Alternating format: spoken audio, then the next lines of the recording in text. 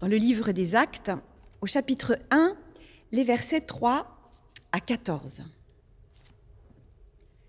Après sa mort, Jésus se présente à ses apôtres et il leur prouve de plusieurs façons qu'il est bien vivant. Pendant 40 jours, il se montre à eux, il leur parle du royaume de Dieu. Un jour, pendant qu'il mange avec eux, il leur donne cet ordre. « Ne quittez pas Jérusalem, mais attendez ce que le Père a promis. Moi-même, je vous l'ai déjà annoncé. Jean a baptisé avec de l'eau, mais vous, dans quelques jours, vous serez baptisés dans l'Esprit Saint. » Les apôtres sont donc réunis avec Jésus et ils lui demandent « Seigneur, est-ce que c'est maintenant que tu vas rétablir le royaume d'Israël ?» Jésus leur répond « Vous n'avez pas besoin de connaître le temps et le moment où ces choses doivent arriver. C'est mon Père qui décide cela. Lui seul a le pouvoir de le faire. Mais vous allez recevoir une force, celle de l'Esprit Saint, qui descendra sur vous.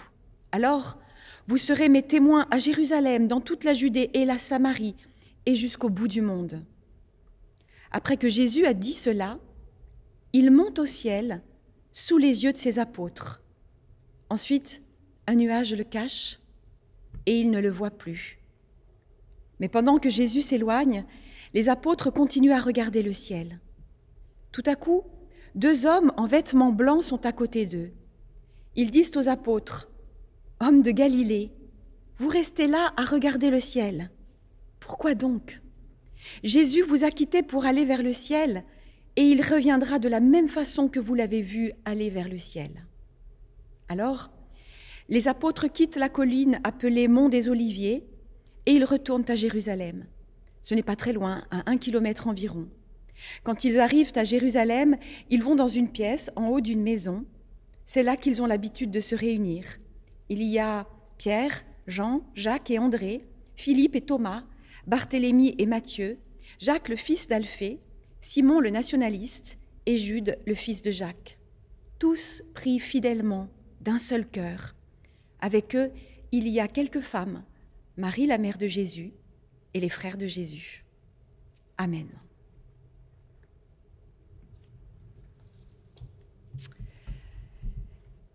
La fête de l'Ascension, je ne sais pas si vous l'avez remarqué, c'est quand même un peu devenu le parent pauvre des grandes fêtes chrétiennes.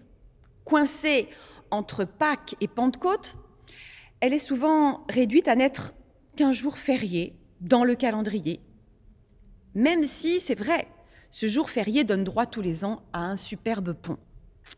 Pourtant, si ce jeudi de l'Ascension est férié, c'est parce que dans la tradition et dans la théologie chrétienne, l'événement de l'Ascension de Jésus a été reconnu comme un moment clé pour la foi, et pas juste une séquence narrative ou un beau sujet de peinture. Alors, je me suis demandé ce que cet événement représentait pour nous aujourd'hui. Qu'est-ce que ça veut dire pour moi, le fait que Jésus est monté au ciel? Est-ce que c'est juste un détail dans sa biographie ou est-ce que c'est une réalité qui a du sens et peut-être même des conséquences pour ma vie et pour ma foi?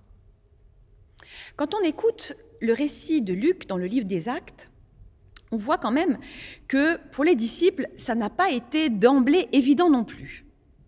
Le départ de Jésus les a laissés stupéfaits et mutiques, les yeux fixés sur le ciel, comme s'ils n'arrivaient pas à détacher leur regard de Jésus, comme s'ils refusaient cette séparation. Et ça, on peut le comprendre, nous aussi.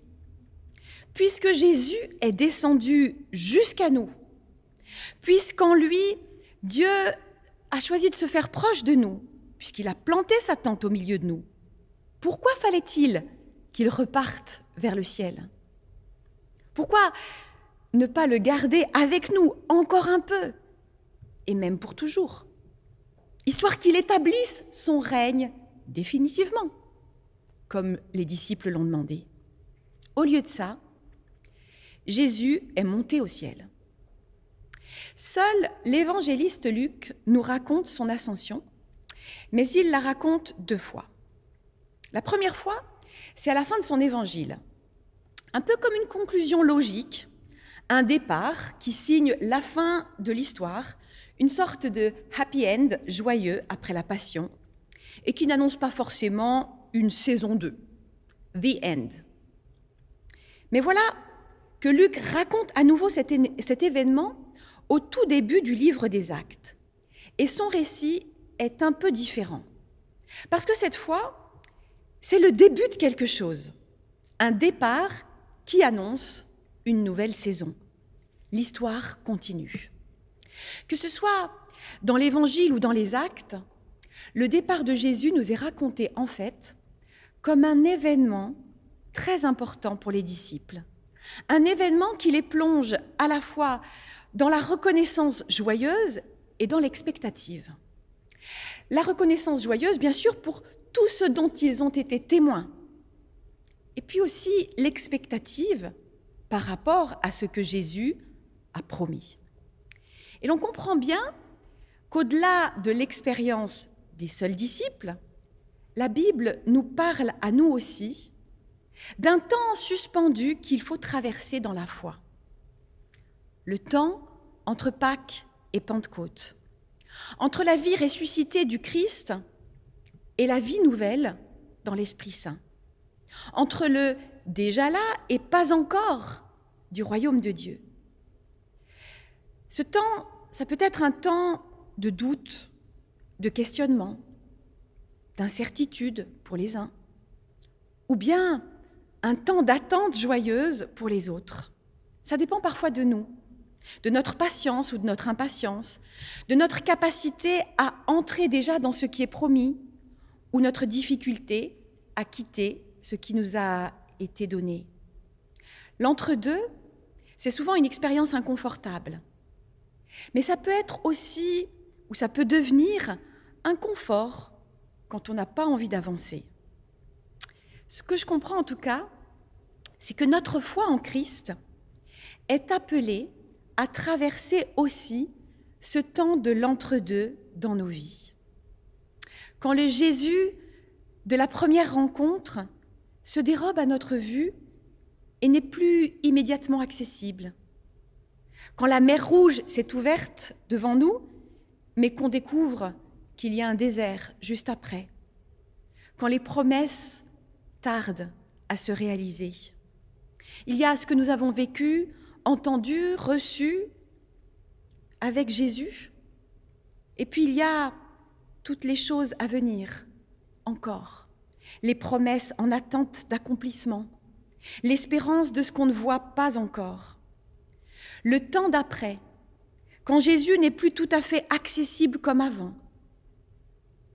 Notre foi, comme celle des disciples, elle repose sur ce que nous avons déjà vécu avec Dieu, toutes ces expériences, grandes ou petites, où il s'est manifesté à nous à travers la personne de Jésus. Dans tous ces moments où Jésus est devenu une personne vivante et agissante pour nous, et où il a fait surgir le royaume de Dieu dans nos vies, à travers une guérison ou un exaucement inespéré, ou dans une rencontre, vous savez, avec ce sentiment troublant d'une présence qui nous accompagne, comme à Emmaüs, dans une lecture, avec l'éblouissement d'une promesse qui résonne, en prise directe avec ce que nous sommes en train de vivre.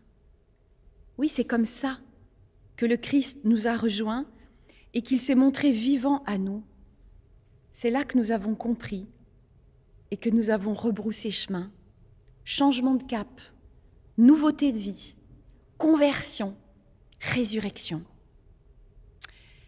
Mais dans notre vie chrétienne, nous devons faire aussi l'expérience de ce moment où Dieu disparaît à nos yeux, parce que c'est le moment de grandir, de comprendre, d'agir. Non plus seulement de voir, toucher, constater, mais véritablement de croire et de proclamer. Et c'est un temps qui commence ici par l'attente. Attendez ce que le Père a promis, dit Jésus à ses disciples. Il faut s'attendre à Dieu d'une manière nouvelle et imprévisible. Attendre ce qu'il a promis, sans renoncer ni oublier quoi que ce soit. Mais c'est surtout un temps qui va nous faire passer de spectateurs à acteur, de badaud à témoin, de disciple à apôtre. Le moment où Jésus monte au ciel, ça n'est pas le moment où il abandonne ses disciples à leur sort. C'est le moment où son identité est pleinement restaurée. Jésus monte au ciel parce qu'il doit reprendre sa place à la droite du Père et manifester ainsi qu'il n'est pas seulement sauveur, mais aussi Seigneur. C'est le moment où la souveraineté de Christ est totalement rétablie afin qu'au nom de Jésus, dit l'apôtre Paul dans l'Épître aux Philippiens, tous les êtres dans les cieux et sur la terre et sous la terre se mettent à genoux et que tous reconnaissent publiquement le Seigneur, c'est Jésus-Christ, pour la gloire de Dieu le Père. Le projet de Dieu n'était pas de nous envoyer juste un super-héros ou un super-justicier qui rétablisse un peu de justice parmi les humains et qui fasse le ménage sur la terre. Ça, c'est dans nos fantasmes à nous et dans l'imagination des auteurs de Marvel. Le projet de Dieu en Jésus-Christ, c'était de réconcilier les humains avec lui, de faire la paix pour détruire la division et l'inimitié amenée par Satan dans la création. Le projet de Dieu en Jésus-Christ, c'était de venir jusqu'à nous dans la fragilité d'une vie humaine, d'offrir son pardon et de manifester son amour jusqu'à l'extrémité de la mort pour faire tomber toutes les barrières qui séparent les humains de Dieu le Père. Les barrières de la méfiance, de la peur, du doute, de la confusion, de l'ignorance, du mensonge, etc. Son projet, finalement, c'est de nous ouvrir le ciel. Et pour aller au bout de ce projet, oui, il fallait que Jésus soit élevé et remonte sur son trône de gloire, afin de pouvoir nous accueillir nous aussi auprès de Dieu, dès maintenant. Dès maintenant, ça veut dire pas seulement quand nous serons morts. En Christ, mort et ressuscité, élevé à la droite du Père, l'accès au ciel nous est ouvert. C'est-à-dire la capacité de voir le monde avec Dieu, du point de vue de Dieu, dans la certitude de sa victoire sur le péché et de tous les biens qui nous sont déjà acquis. Souvenez-vous de ce que nous avons vu au premier chapitre de l'Épître aux Éphésiens. Il fallait donc que Jésus quitte cette terre et monte au ciel.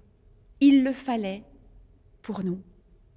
Et ça n'est pas un hasard si Luc nous raconte cette ascension de Jésus dans le livre des Actes en reprenant tous les signifiants forts de Pâques, la nuée, la stupeur des disciples, les deux hommes en blanc qui disent « circulez, il n'y a rien à voir » et qui les préparent à autre chose.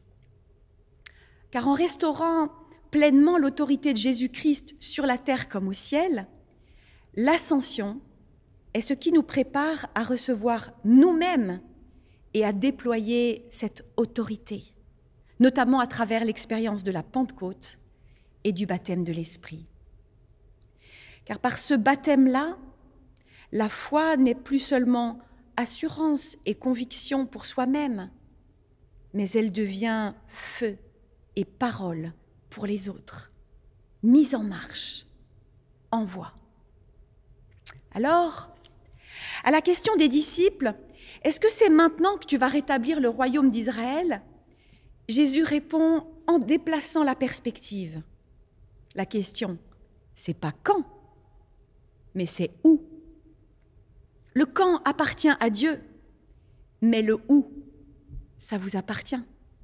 La Judée, la Samarie, les extrémités de la terre, c'est comme s'il nous disait « c'est vous qui allez manifester que le royaume est proche désormais. Où que vous alliez, où que vous soyez, c'est vous qui allez manifester mon règne et ma seigneurie par l'action du Saint-Esprit en vous. » Voilà le programme. Vous, dans quelques jours, vous serez baptisés dans l'Esprit Saint. Ce vous qui se laisse traverser par la puissance de Dieu, c'est le vous de tous ceux qui deviennent les témoins de Jésus-Christ dans le monde. Et c'est une promesse qui nous invite à quitter au plus vite le temps de l'entre-deux pour aller vers cette nouveauté de vie que Dieu nous offre en plénitude. Un peu comme nous maintenant, nous qui sommes entre Pâques et Pentecôte, mais aussi nous qui sommes entre le confinement et le déconfinement, entre un hier qui ne sera plus pareil et un demain qui n'est pas encore là. Il faut sortir de la cabane où nous étions confinés pour aller de l'avant, même si le monde est différent, même si les règles ont changé et que la vie d'Église aussi a changé. Ne restons pas là, à regarder le ciel ou les quatre murs de notre maison, parce que Dieu nous attend ailleurs. Et oui, la question du règne de Dieu n'est pas quand ni comment, mais elle est où. Et ce « où », c'est en chacun de nous qu'il se joue d'abord. Le règne de Dieu passera par moi, par vous, ou il ne passera pas. Et c'est son passage à travers nous, notre disponibilité à accueillir la plénitude du Saint-Esprit et à devenir vraiment ses témoins, qui permettra d'accomplir le programme jusqu'aux extrémités de la terre, ici et maintenant.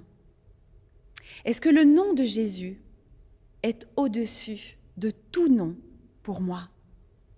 Est-ce que Dieu règne en moi par Jésus-Christ? Est-ce que je suis prête à le laisser régner vraiment? Est-ce que je le veux vraiment? Est-ce que je l'attends? Est-ce que je suis prête à me laisser revêtir de cette puissance venue de Dieu et à être son témoin, ici ou ailleurs, là où le Seigneur m'envoie? Depuis que Jésus a rejoint le ciel, nous sommes les ambassadeurs de son royaume. Nous sommes appelés à être le lieu où le royaume de Dieu s'installe et s'établit. En attendant notre Pentecôte et l'effusion du Saint-Esprit en nous, nous sommes dans ce temps qui n'est pas vide, un temps pour la parole, pour faire le lien entre les événements passés et ceux qui sont annoncés, entre les promesses déjà accomplies et celles qui sont encore à accomplir. Un temps pour comprendre et pour parvenir à la conclusion que sans la puissance du Saint-Esprit, nous n'y parviendrons pas. Et c'est là que nous sommes convoqués aujourd'hui, comme il y a 2000 ans. C'est là que nous sommes questionnés dans notre propre foi. Qu'est-ce que tu attends? Quelle promesse Dieu t'a faite qu'il n'a pas encore réalisée? Dans ce temps de l'entre-deux, entre hier et demain, Dieu nous invite à reconnaître qu'il a déjà tout accompli et tout donné pour nous, mais que tout reste encore à vivre dans le baptême de l'Esprit. C'est plus qu'une promesse. C'est comme un processus irréversible. Toujours à nouveau, nous serons tentés de rester paralysés dans la contemplation des images, celle de la crèche ou de la croix, celle du tombeau vide, celle d'un Jésus terrestre dont l'histoire se raconte dans les livres, celle de nos propres représentations de Jésus et du monde. Mais c'est toujours ailleurs que Dieu nous attend. Là où son esprit bouillonne, trépigne d'impatience, prêt à se déverser en nous. Là où le royaume de Dieu se prépare déjà, s'annonce et se déploie en paroles et en actes. Là où les Écritures ne sont plus seulement des mots qui font sens selon l'intelligence humaine, mais des lettres vives qui suscitent la foi et qui nourrissent l'espérance. Là où l'Esprit produit en nous du fruit et nous pousse toujours plus loin dans l'expérience de l'amour du prochain et même celui des ennemis, celle d'un pardon 100 fois donné, celle d'une justice qui renverse toutes les injustices. Là où Jésus n'est plus seulement le Jésus de l'histoire, mais le Christ vivant qui règne en nous. Là où nous devenons ses témoins, en parole et en acte. Amen.